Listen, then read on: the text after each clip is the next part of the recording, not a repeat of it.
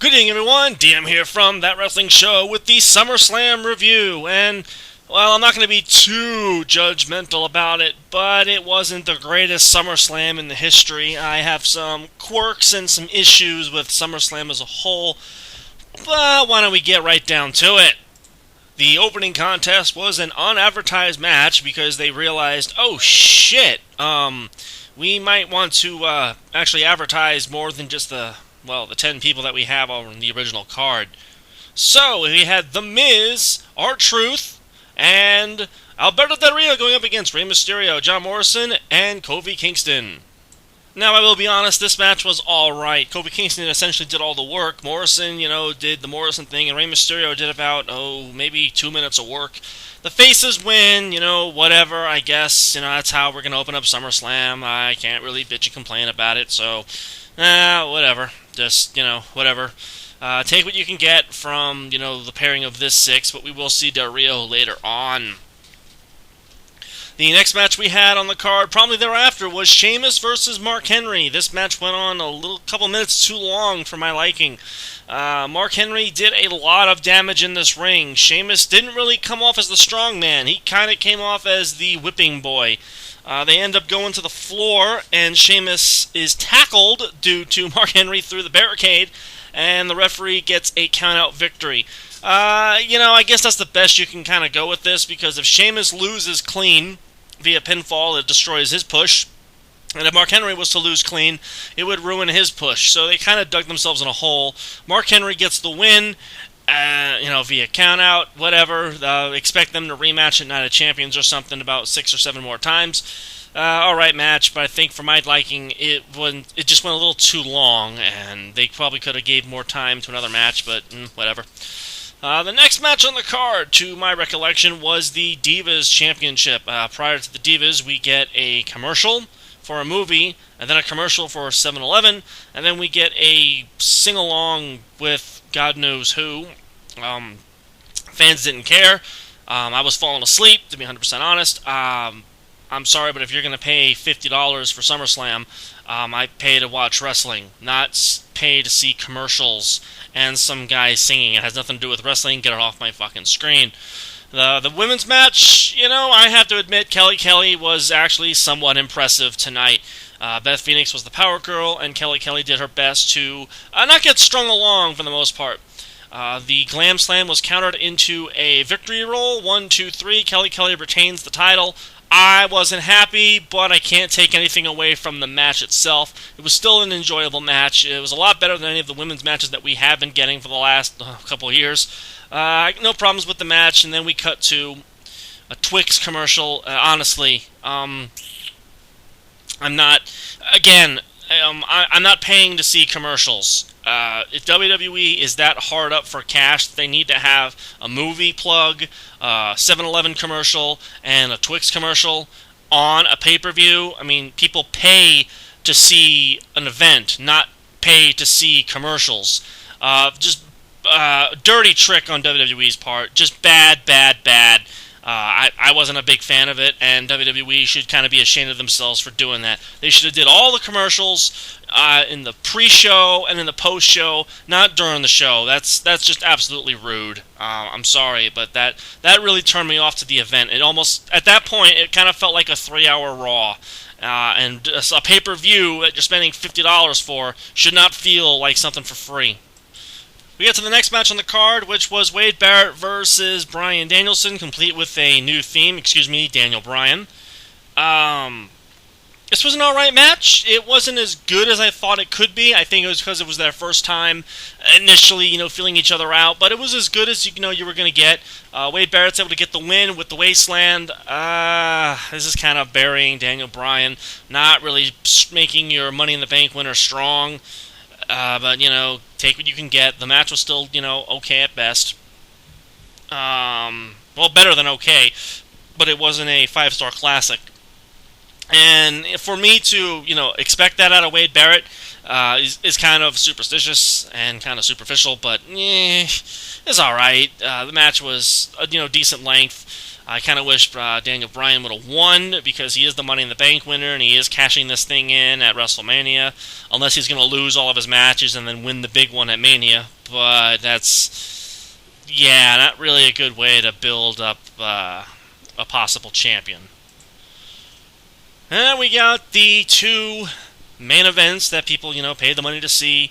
Christian, along with introducing Edge, big fan pop for Edge, but Edge says, you're just kind of a whiny little bitch. Orton and Christian have an alright, no holds barred match. It was okay, but it wasn't great. It was nice to see that they took some chances, but, nothing really out of the ordinary. Randy Orton wins with an RKO to the steel stairs after Christian went for a crossbody from the top rope. An alright spot. A good way to end the match. Orton wins, which means Christian gets a rematch at Night of Champions. I'm not going to shit on the match, but to be 100% honest, I'm so done with this rivalry. I am so done with this rivalry. When they gave Christian that world title, people were happy. Now people really don't care anymore. They really don't. Christian is washed up, and they need to just be done with it. Just be done with this feud altogether. I'm at that point where I'm not even gonna watch it for free. I don't care. I really don't care. And now we get to the main event of SummerSlam. We have John Cena versus CM Punk for the undisputed WWE title. Cena wrestled. But I'm not going to sit here and say, oh, I was proven wrong. John Cena can wrestle. No, because you know that at the end of this pay-per-view, he's not going to wrestle ever again. He's going to go back to the status quo of John Cena, and you're not going to see that again. When John Cena wrestles, and I mean wrestles like he did tonight, consecutively 12 times, then I'll say he can wrestle. Until then, I'm not being deceived. I'm not being fooled. I'm not fucking stupid. Anyone can do, holds and grapples and things like that. I'm not saying that I personally can do it, but any wrestler can do those moves. So don't sit there and tell me that I was proved wrong, and the whole internet community was proved wrong that Cena can't wrestle. If he can wrestle, he needs to do that a lot more often. If he can't, well, then let's not go crazy. This match, I'll admit it didn't have the hype that it had last month. Probably because there was more of a story. This was kind of everyone was dreading the outcome of this match. We all said it's going to go back to the status quo. Triple H did an alright job as referee. CM Punk and John Cena told an okay story in the ring.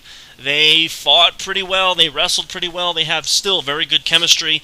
Decent submissions, decent counters, decent reversals. Not really taking anything away from the match.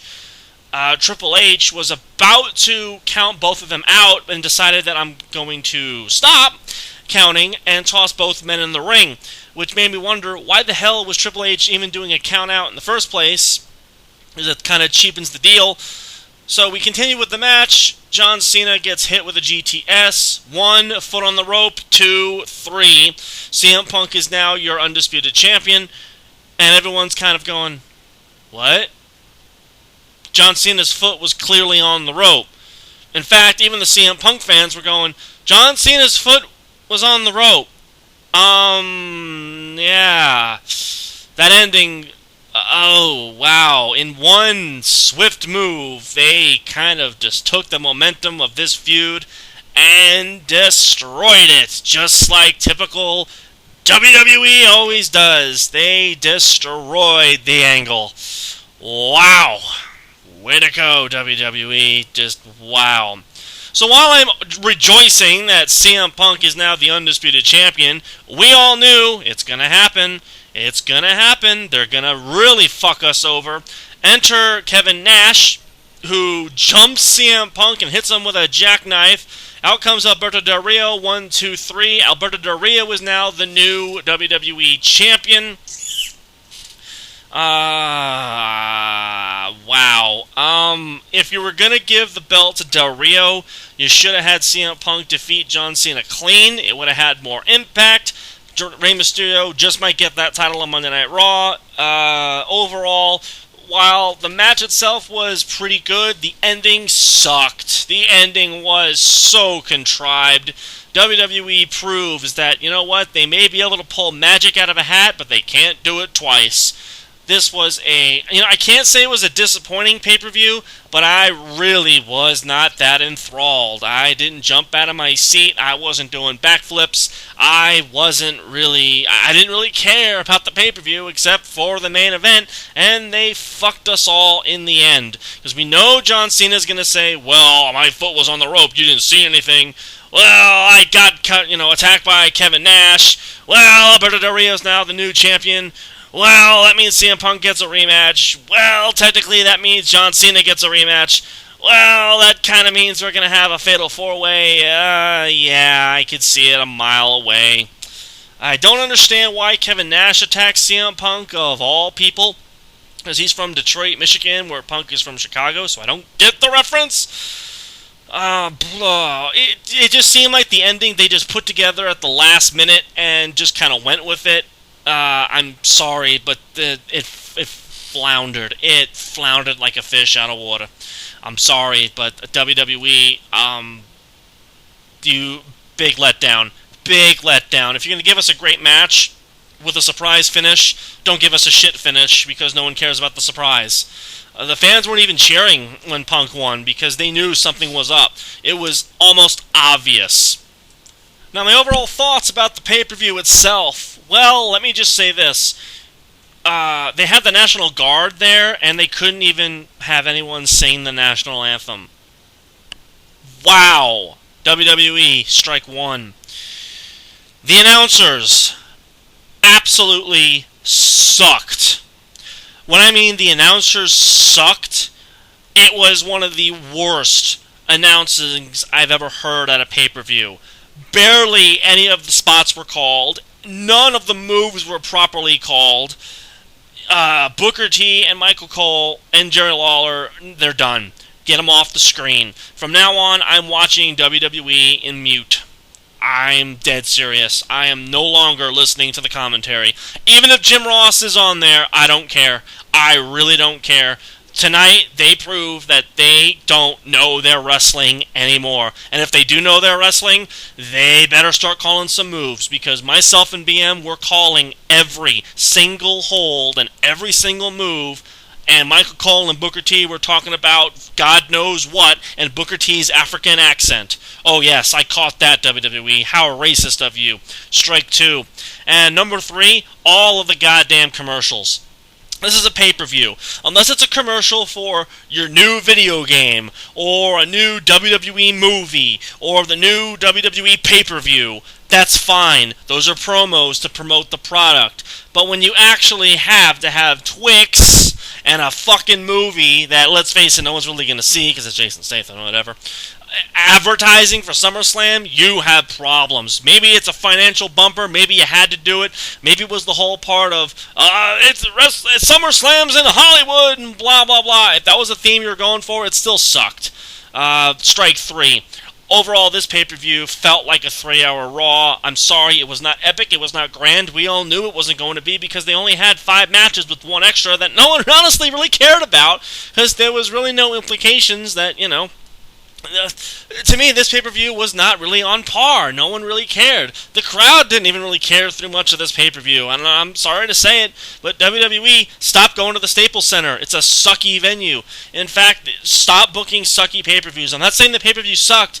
Just for some reason, and you guys have to know this, it was not a stellar pay-per-view. You know it. I know it. The fans know it. You gypped the fans out of their wrestling with commercials. You screwed the fans with this 5 minutes of singing that could have went to a promo backstage or could have went to a quick squash match with Evan Bourne and Dolph Ziggler or something. But no, you had to have your celebrity that no one really gave a damn about. 2 seconds in, no one really cared. If you were watching, people were asleep or texting, no one cared. I hope they get the point that this is wrestling. We don't want to see people singing. We don't want to see people dancing. We're not paying to see that. We're not paying to see a Twix commercial. We're not paying to see the new WWE Cup. We're not paying to see a goddamn We're not paying to see previews to a fucking movie. We don't care. We pay to see wrestling. That's what we paid for. That's what we want. WWE, you kind of dropped the ball on this one. You essentially buried CM Punk twice, not having him beat John Cena clean, and fucking him over with Del Rio. I've got no heat on Del Rio. I got no heat on John Cena, and I've got no real heat on CM Punk. And I really can't say I don't have any heat on Triple H. Whoever wrote this idea needs to be fired. This was absolutely stupid. Overall, SummerSlam gets 2 out of 5 stars. They're lucky to get that. I am Dean from That Wrestling Show. Disappointed, dejected. I'm not happy with some of the results. The matches were, they were okay. They weren't the best, but they weren't the worst. I'll give it that. But overall, SummerSlam, not the summer blockbuster that they were looking for. I'm sorry. WWE is going right back to the status quo. And, and I'm sorry. That's it. SummerSlam, again, another flop. WWE's back on track with the failing and all this crap, and, I'm not saying that I'm going to take a sabbatical, but I will be watching WWE from now on mute until either they fix the announce team or they learn what a fucking body slam is. I am Dean from That Wrestling Show saying, until next time, I'll see you then.